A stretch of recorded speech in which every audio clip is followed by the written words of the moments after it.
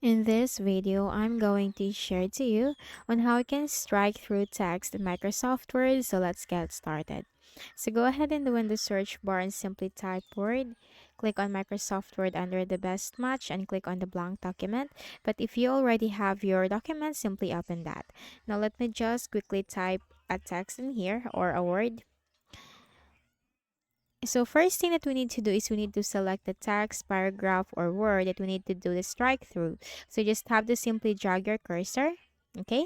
Once you have selected the text, the word, or the paragraph, you have to click on the home tab on the ribbon. And here you can find the option strike through, cross something out by drawing a line through it. Click on that. And that's it. And if you want to undo it, simply select again the word or text or paragraph and click on the strike through option. Okay. And that's it.